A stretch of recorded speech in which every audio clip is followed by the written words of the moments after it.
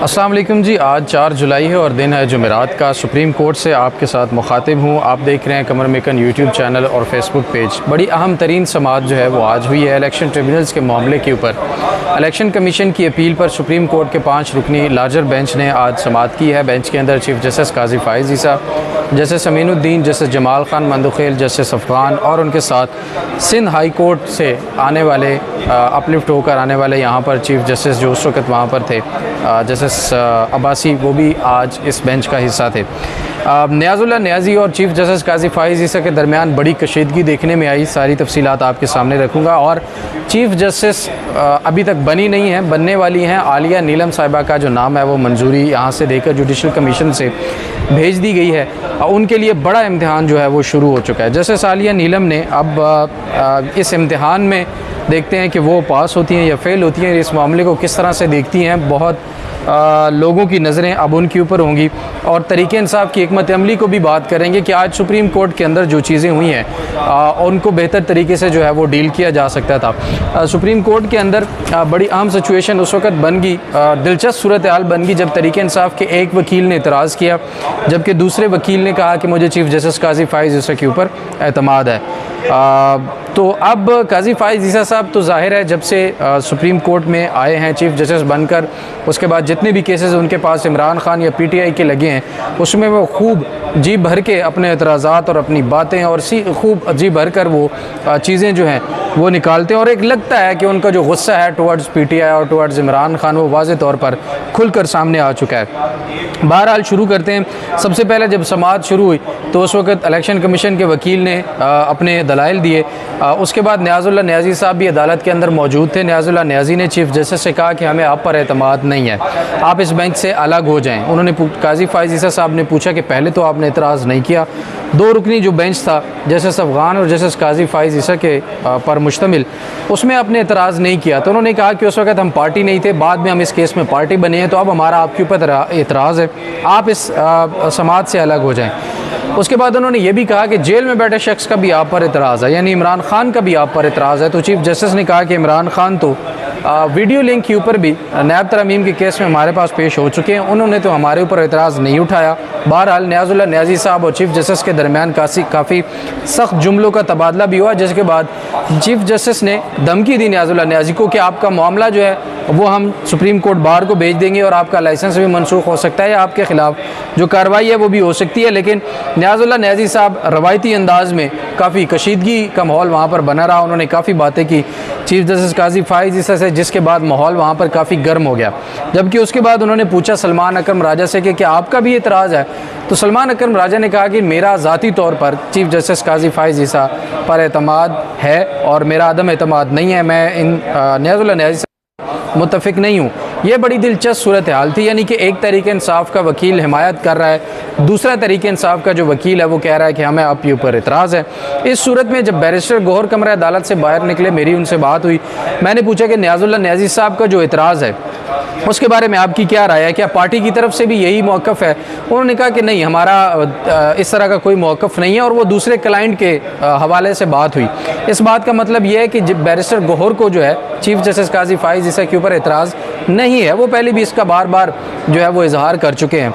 लेकिन मेरा दूसरा सवाल बड़ा अहम था उनसे। मैंने पूछा कि नियाज़ुल्लाह नियाज़ी ने कहा है कि जेल में बैठे शख्स को काजी फ़ाइज़ ईसा के ऊपर एतराज़ है, जिस पर आपका मौक़िफ़ जानना ज़रूरी है कि क्या ऐसी कोई डायरेक्शन नियाज़ुल्लाह नियाज़ी साहब को इमरान खान की तरफ से दी गई या नहीं। इस पर बैरिस्टर गौहर ने कहा कि ऐसी कोई डायरेक्शन इमरान खान साहब की तरफ से नियाज़ुल्लाह नियाज़ी साहब को नहीं दी गई। हालांकि एक तरफ से एतराज़ और दूसरी तरफ से एतमाद के बाद चीफ जस्टिस काजी फ़ाइज़ ईसा अदालत के अंदर काफ़ी बौखलाए हुए या परेशान या हड़बड़ाए हुए नज़र आए। लेकिन उसके बाद फिर वक्फ़ा भी हुआ, वक्फ़े के बाद फिर हुक्मनामा जारी किया गया। हुक्मनामा भी बड़ी अहमियत का हामिल है। इसमें भी 2 चीज़ें हैं। एक तो लाहौर हाई कोर्ट का जो इलेक्शन ट्रिब्यूनल बनाने का फ़ैसला था वो कलअदम करार दे दिया है, लेकिन दूसरी तरफ अब ये मामला लाहौर हाई कोर्ट की नई आने वाली चीफ जस्टिस आलिया नीलम के लिए भी एक इम्तिहान से कम नहीं है। अब उनके ऊपर चीफ जस्टिस बनने से पहले एक इम्तिहान जो है इस वक्त उनके सर पर है, क्या उस पर वो पूरा उतर पाएंगी नहीं, इस पर तमाम नज़रें जो हैं वो ज़रूर जस्टिस आलिया नीलम के ऊपर इस वक्त मौजूद हैं। सुप्रीम कोर्ट ने आज कहा कि ये मामला अब दोबारा चीफ इलेक्शन कमिश्नर और chief justice Lahore high court आपस में मिलकर मुशावरत से तय करेंगे। इलेक्शन कमीशन का कहना आज ये था कि जो लाहौर हाई कोर्ट है वो हमें एक पैनल दे, उस पैनल से हम अपनी मर्ज़ी से जजेस के ट्रिब्यूनल जो हैं वो बनाएंगे, जबकि जमाल खान मंदुखेल समेत तमाम जजेस इस बात पर मुत्तफिक थे कि हाई कोर्ट की जो जुरिस्डिक्शन है उसको चैलेंज नहीं किया जा सकता, आप उसको अंडरमाइन नहीं कर सकते, आप उसको डायरेक्शन जो है इलेक्शन कमीशन वो नहीं दे सकता। अब इसमें लाहौर हाई कोर्ट आपको एक लिस्ट देगा, आपको तमाम के तमाम लोग दे देंगे और वो इस तरह से होंगे कि जिस ज़िला में जिस जगह पर, जैसे मुल्तान में, लाहौर में, रावलपिंडी में जो ट्रिब्यूनल्स बनेंगे उनके लिए जो जजेस हैं वो लाहौर हाई कोर्ट देगा और उसके बाद वो ट्रिब्यूनल्स काम करेंगे।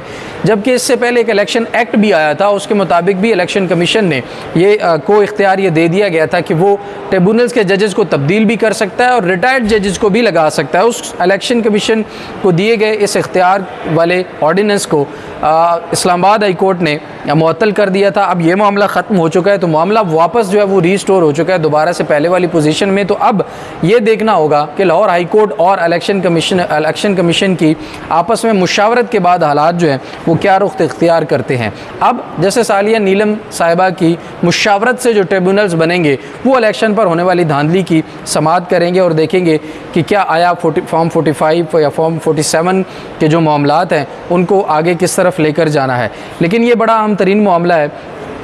इसको हम अगर इस तरह दे देखें कि एक इसमें जो नुक्ता वो ज़रूर है कि तहरीक इंसाफ के लोगों के लिए जो है थोड़ी सी उम्मीद की किरण इस तरह से है कि जैसे आलिया नीलम साहिबा की से मुशावरत के बाद जब दोबारा ट्रिब्यूनल्स बनेंगे और ऑर्डिनेंस भी जो है वो इस वक्त ख़त्म हो चुका है, तो दोबारा ट्रिब्यूनल्स के अंदर जो फॉर्म 45 और फॉर्म 47 का मामला है वो खुलेगा अनटिल एंड अनलेस हुकूमत की तरफ से कोई नई कानून साजी, कोई नए मामलात, कोई नया ऑर्डिनेंस सामने ना आए जिसमें फिर से मामलात को तब्दील कर दिया जाए और फिर से असल में मामला यह है कि इस धांधली वाले मामले को पसे पुष्ट डालने की कोशिश की जा रही है कि धांधली के ऊपर कोई बंदा बात ही ना करे, जितना मामला ज़्यादा से ज़्यादा लटकाया जा सकता है वो लटकाया जाए। इस वक्त कोशिश ये नहीं है कि धांधली हुई या नहीं हुई उसकी तहकीकात कराने के लिए तो कोई बंदा राज़ी ही नहीं है। इस वक्त कोशिश ये की जा रही है कि चोरी, छीना झपटी और ज़बरदस्ती की जो सीटें फॉर्म 47 के तहत छीनी गई हैं उसके ऊपर तहकीकात किसी सूरत भी ना हो। अब इन तहकीकात के रास्ते में जो रुकावट है वो हर तरह से डाली जाएगी, चाहे वो इलेक्शन ट्रिब्यूनल्स हों, चाहे वो जो कमीशन बनाने का दरख्वास्त दी है तहरीक इंसाफ ने उस पर भी हो। और अब सिर्फ तहरीक इंसाफ या पाकिस्तान या कोई एक जमात इसके ऊपर बात नहीं कर रही, अब ये मामला अमेरिकी कांग्रेस ने भी उठाया है, इसके बाद इंटरनेशनल मीडिया ने भी उठाया है। और इसमें दो चीज़ें बड़ी अहम इस वक्त पूरे दुनिया के अंदर वो डिस्कस हो रही हैं। एक इमरान खान की जो गिरफ़्तारी और उनको ज़ेर हिरासत जो रखा गया है, उनको जो सज़ाएँ सुनाई गई हैं वो मामला, और दूसरा पाकिस्तान में होने वाली 8 फरवरी 2024 की बड़ी तादाद में बड़े पैमाने पर होने वाली धांधली जो है उस मामले को देखा जा रहा है। इन दोनों मामलात पर को लेकर पूरे के पूरे इंटरनेशनल मीडिया के अंदर भी एक शोर बरपा है कि इन मामलात के ऊपर तहकीकात भी होनी चाहिए और इमरान खान की जो इस वक्त सज़ा है वो भी ख़त्म होनी चाहिए, क्योंकि उनकी जो कैद है उसको गैर कानूनी करार दिया। इंटरनेशनल जितने भी फोरम्स हैं, स्पेशली UN ग्रुप ने जो रिपोर्ट पेश की है उसमें भी काफ़ी प्रेशर अब इस वक्त पाकिस्तानी अथॉरिटी के ऊपर मौजूद है कि वो इस मामले को हर हाल में देखें। तो सिस्टम एक तरह से घुटनों पर आता हुआ नज़र आ रहा है, लेकिन आखिरी छक्का पाकिस्तान तहरीक इंसाफ की बाहर मौजूद क़यादत ने मारना है। अगर वो ये छक्का मारने में कामयाब हुई तो हो सकता है कि ये मामलात जल्द से जल्द निबट जाएँ, लेकिन अगर क़यादत जो है पहले की तरह, जिस तरह पहले से वो बहुत कॉम्प्रोमाइज़ ज़रूर मैं कहूँगा बहुत सारे मामलात में वो रही है, आज तक उन्होंने बात नहीं की कि इलेक्शन में जो धांधली हुई, हमारा मैंडेट चोरी हुआ, उसके ऊपर बात की जाए, उसके ऊपर कोई बात नहीं कर रहा। सेनेट के अंदर सीटें लेकर बैठ गए, कौमी असम्बली के अंदर सीटें लेकर बैठ गए, एक ज़ुबानी गोलाबारी हो जाती है और उसके बाद ग्राउंड के ऊपर किसी किस्म का कोई अमल होता हुआ नज़र नहीं आता। फिर लीगल टीम के अंदर जितनी बड़ी तकसीम इस वक्त मौजूद है उसकी वजह से केसेस के ऊपर बहुत ज़्यादा असर पड़ रहा है। लीगल टीम जब सर जोड़ कर एक जगह पर नहीं बैठेगी, एक अपनी स्ट्रेटजी नहीं बनाएगी, एक तरफ डायरेक्शन लेकर नहीं चलेगी, तब तक मामला हल नहीं होगा। और चीफ जस्टिस काजी फाइज ईसा पर चाहे वो एतमाद करें या वो एतमाद ना करें, जब तक चीफ जस्टिस काजी फाइज ईसा इस मनसब पर बैठे हैं, मुझे किसी सूरत भी तहरीक इंसाफ या इमरान खान को इंसाफ मिलता हुआ नज़र नहीं आ रहा। अब तहरीक इंसाफ को चाहिए कि वो अपनी हिकमत अमली को तब्दील करे, अपनी हिकमत अमली को दुरुस्त डायरेक्शन की तरफ लेकर जाए ताकि मामला हो जाए। अब जो आज एतराज़ उठाया गया चीफ जस्टिस काजी फाइज ईसा के ऊपर, वो चीफ जस्टिस काजी फाइज ईसा के ऊपर बज़ाहिर बिल्कुल बनता था और वो उठाया जाना चाहिए था। इसके मुकाबले में बैरिस्टर गौहर पता नहीं क्यों एक कमज़ोर पोजीशन लेते हुए दिखाई देते हैं हमेशा। वो कहते हैं जी हमें एतमाद है, और जब काजी की अदालत में मामला जाता है तो फिर उसके मामला ऐन उम्मीदों के पर पूरा उतरता है, और काजी फ़ाइज़ ईसा से जिस तरह की उम्मीद की जाती है उसी तरह का फ़ैसला आता है, और किसी किस्म का रिलीफ जो है वो आइन और कानून के मुताबिक मिलता हुआ नज़र नहीं आ रहा। जबकि काजी फ़ाइज़ ईसा हमेशा आइन और कानून की बात करते हैं और कहता है कि उससे हटकर कोई बात नहीं हो सकती। अब मखसूस नशिस्तों का मामला भी सुप्रीम कोर्ट के सामने है। अब देखते हैं कि उस पर क्या मामला आगे चलता है। अब ये इलेक्शन ट्रिब्यूनल का मामला जो है वो आज फिर से वापस एक तरह से लाहौर हाई कोर्ट और इलेक्शन कमीशन दोबारा से मुशावरत करके इसके ऊपर अपना जो फर्दर लाएअमल होगा वो देंगे, लेकिन उसमें पार्लिमानी कमेटी बराए जजेस की तकर्री जो है वो मंजूरी देगी। जस्टिस आलिया नीलम का मंजूरी के बाद फिर उनका नोटिफिकेशन होगा, नोटिफिकेशन के बाद फिर उनका ओथ होगा और ओथ के बाद ये मामला होगा। तो अब इसमें कुछ दिन मज़ीद जो है वो लग सकते हैं। बहरहाल आज भी फ़ैसला वही आया जिसकी तवक्कुह की जा रही थी, और चीफ़ जस्टिस काजी फ़ाइज़ ईसा ने वही फ़ैसला दिया जो पाकिस्तानी अवाम भी प्रेडिक्ट कर रही थी। तो अभी तक के लिए इतना ही। अपनी दुआओं में ज़रूर याद रखिए, कमेंट सेक्शन खुला है, आपकी कोई भी राय हो उससे हमें ज़रूर नवाजिएगा, और अगर वीडियो आपको पसंद आए तो चैनल को ज़रूर सब्सक्राइब कीजिएगा। अपना बहुत सारा ख्याल रखिए। अल्लाह निगहबान।